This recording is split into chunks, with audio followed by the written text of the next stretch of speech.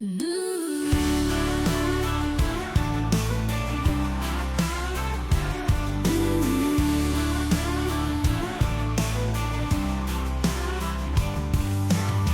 black cat crossed my path, so I'm crossing my fingers, and all that was on my phone on my way home. Does walking under a ladder really matter? Does any of this really matter? My superstitions tell me that it just ain't done. Keep making wishes, but it ain't. Hello there and welcome to the channel. In this video we're in West of Ross in the Scottish Highlands, on the remote Applecross Peninsula in the northwest of Scotland. We're leaving the fantastic Bealach Cafe and Gallery and heading to the small coastal village of Applecross, referred to by the locals simply as the Street. There are two ways to get to the village of Applecross from Bealach Cafe. You can either head north on the A896 and take a beautiful coastal route via Kenmore, or, for the more adventurous, the alternative is the infamous Applecross Pass. As you approach the start of the pass, you are greeted with a sign warning you of the road ahead, suggesting that learner drivers, large vehicles and caravans should consider taking an alternative route. I have no idea what the other sign is for. It's completely covered by stickers, but it could very well say, "You are doomed."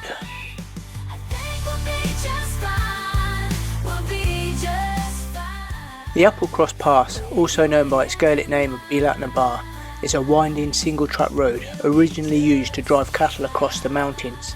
The pass offers a shorter, more direct route to the village of Applecross from our starting point at Bealach Cafe, and on a clear day, the pass provides spectacular panoramic views across the peninsula.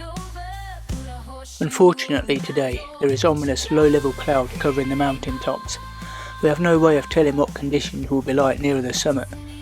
However, if I'm honest, at this stage, I don't even know where I should be looking.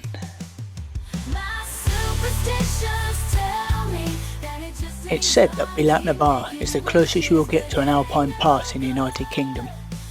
Claimed to have the greatest ascent of any road in the country, it rises from sea level to 2,054 feet in just 3.7 miles.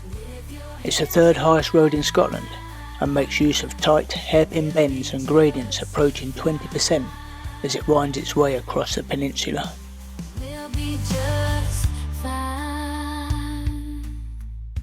Given the harsh environment in this part of the world, the road surface seems pretty good, with just a few rough and uneven patches in places.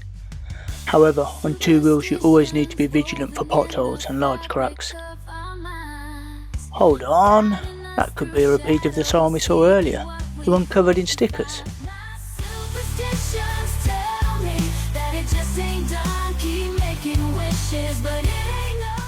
The roadside verge is a mix of soft soil, grass and heavy gravel, and occasionally drops several inches below the edge of the tarmac. Staying focused and keeping both wheels on the road is highly recommended here, particularly if you want to stay upright. Fortunately, steel barriers line some of the more treacherous edges of the pass. However, most steel barriers are not specifically designed to stop motorcycles from disappearing off into the abyss.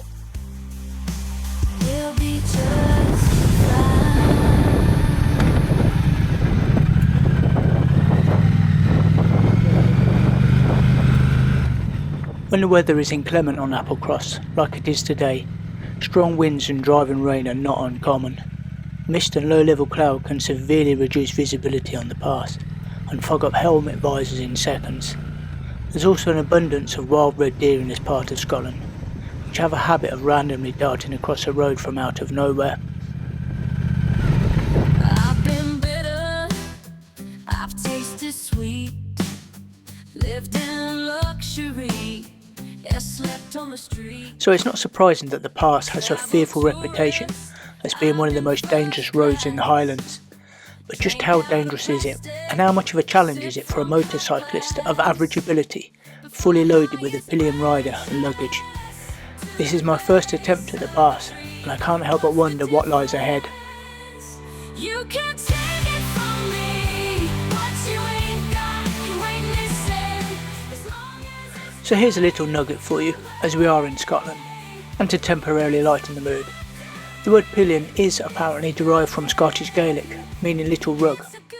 In the past, little rugs were used as secondary seats on horseback, and the terminology has somehow carried over to motorcycle passenger seats. That's interesting, I can hear you say. So, I will admit to having a small amount of trepidation about the ride ahead. It's becoming apparent that we will be dealing with a lot of slow moving traffic today, either in front of us or coming in the opposite direction. For motorcyclists, slow moving traffic on steep roads can be challenging, especially with a heavily loaded machine. I haven't practiced any slow speed manoeuvring for some time, and I know that there are a few tight hairpin bends coming up.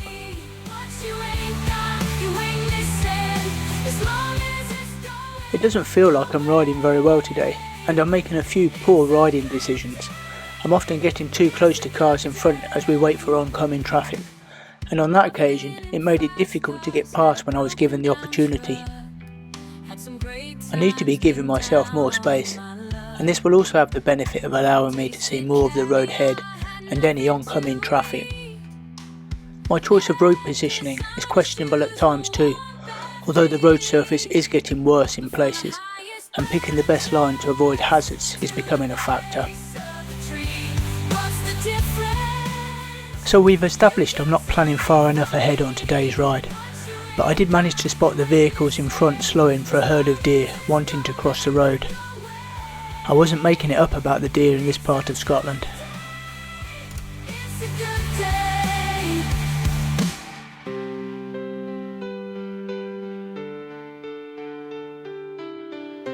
It's a good day. It's a good day. We've hit the mist and cloud ceiling already, and we're nowhere near the summit at this point. We're not going to get any panoramic views today.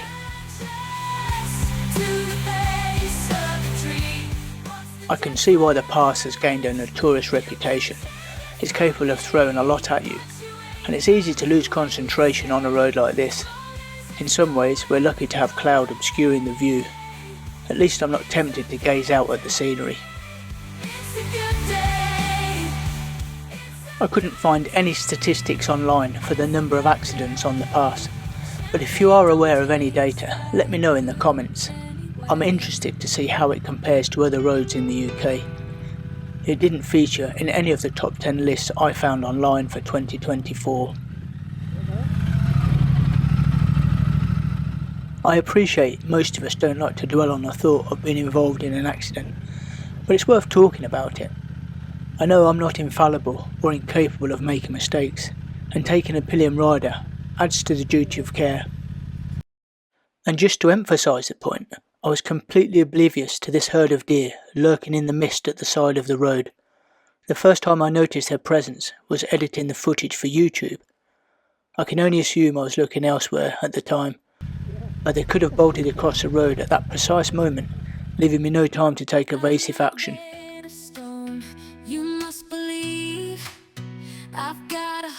It is a calculated risk riding a motorcycle, and anything you can do to reduce the likelihood of an accident or the consequences of an accident are positive steps. This was a motivation for recently starting the Advanced Rider Training Programme with I Am Road Smart. If it makes me a better rider, then all well and good. At the very least, it's an excuse for me to get out and ride my bike more.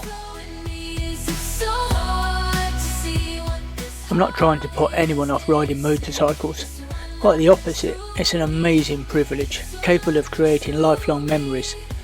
A number of studies demonstrate motorcycling has a positive effect on mental health and well-being, and I genuinely believe that to be the case.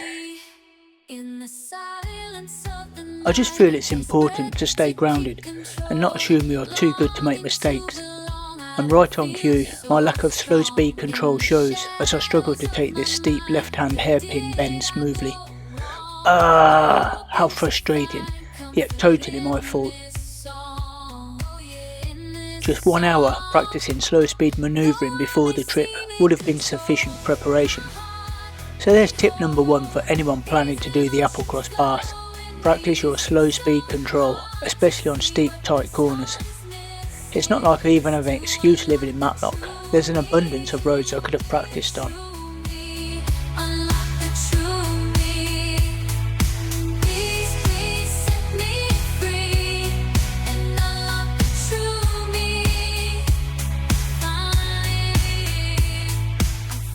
Reluctantly, I'm going to have to mention the number of motorhomes using the pass.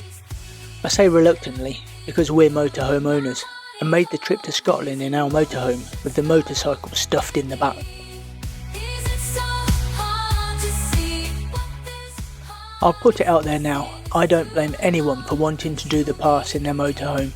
It's going to be one of the highlights of any driving holiday in Scotland. The route has a number of spectacular viewing points, providing the perfect opportunity to jump out and admire the breathtaking scenery, or take a killer selfie for social media. However, the fact remains that the pass is not ideally suited to large vehicles of any type. set me free? Unlock the true me. In recent times, the increase of motorhomes in the Scottish Highlands has raised concern and criticism from some local residents. Accusations of littering, illegal parking and emptying of chemical toilets at the roadside are repeatedly made on several forums. No motorhome owner should be doing any of these activities. The Applecross Pass controversially features on the NC500 and has become a popular part of the route.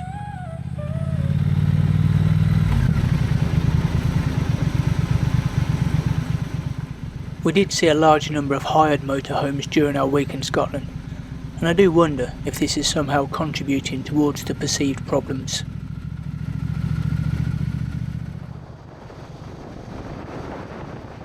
Undoubtedly, the revenue generated from tourism is a vital part of the Scottish economy, and I'm certain that not all Scots dislike motorhomes.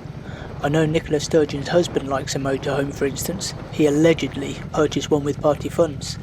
Anyway, let's get back to riding a motorcycle and Bealach na bar. We don't do politics on this channel. You can't get away. It's useless to try. Saw you on a wanted poster, gonna get me deputized. I'm gonna claim the reward and track you down. Don't even try to leave this town. There's nowhere to run, nowhere to hide. I'm gonna tell the truth, no more lies. Your heart is mine, I'll pay the fine. Your heart is mine till the end of time. It's gonna be so hard, don't ever let go. There's no escape, just so you know. There's nowhere to run, nowhere to hide. I'm gonna tell the truth, no more lies. Your heart is mine, I'll pay the fine. Your heart is mine till the end of time. Your heart is mine till the end of time. Till the end of time.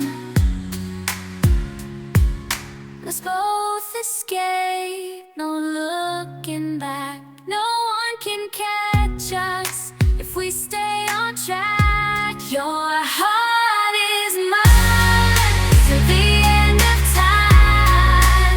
I'm gonna tell the truth, no more lies. Your heart is mine, I'll pay the fine. Your heart is mine till the end of time. Your heart is mine till the end of time. Your heart is mine till the end of time.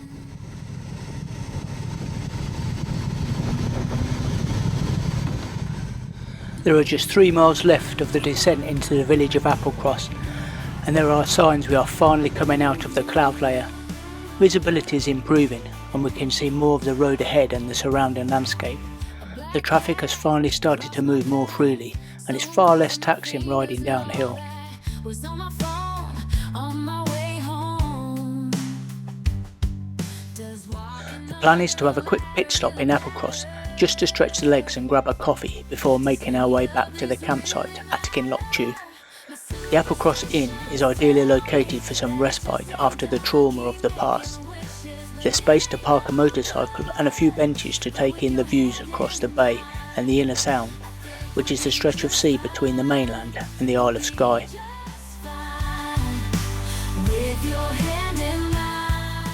There's little in the way of civilization in the village of Applecross, just a sprinkling of a few buildings spread out over a large area.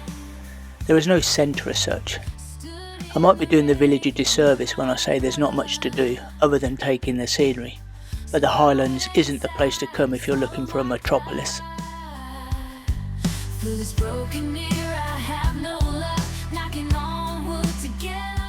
Apparently there are some good walking routes in the area, with a network of footpaths along the coastline and into the surrounding hills.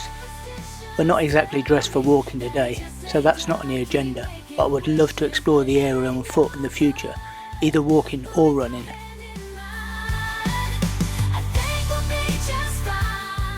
And for you runners out there is a 10.8 mile Bealach loop from Applecross on commute, with just over 2,025 feet of elevation. If you can average 5 miles per hour on that sort of terrain, it will take you just over 2 hours to complete. The course creator advises that sure-footedness, sturdy shoes and an alpine experience are required. I think riding a motorcycle over the pass will be substantially less dangerous.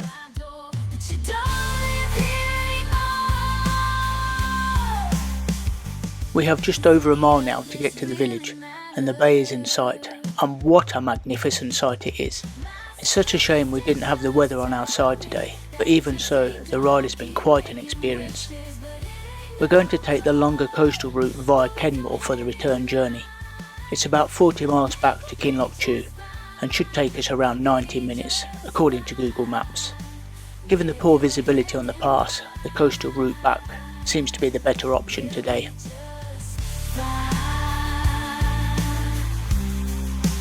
We'll be just fine. We'll be just fine. So, is the Applecross Pass difficult for the average or less experienced motorcyclist? Is it dangerous, and should you avoid it if you're not a confident rider?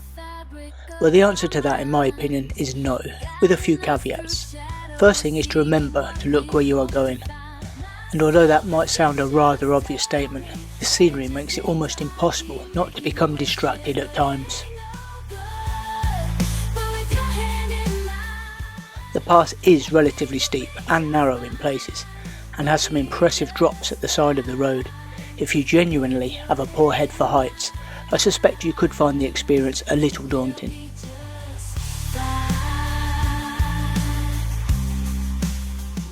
In terms of rider proficiency, however, it's really only the hairpin bends that are likely to provide any sort of test.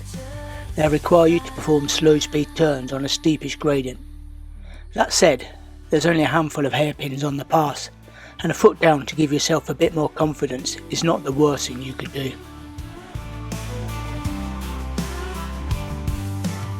Apart from that, I don't think the pass is too dissimilar to many other Highland roads, with patches of loose gravel, soft verges and wild deer lurking around every corner.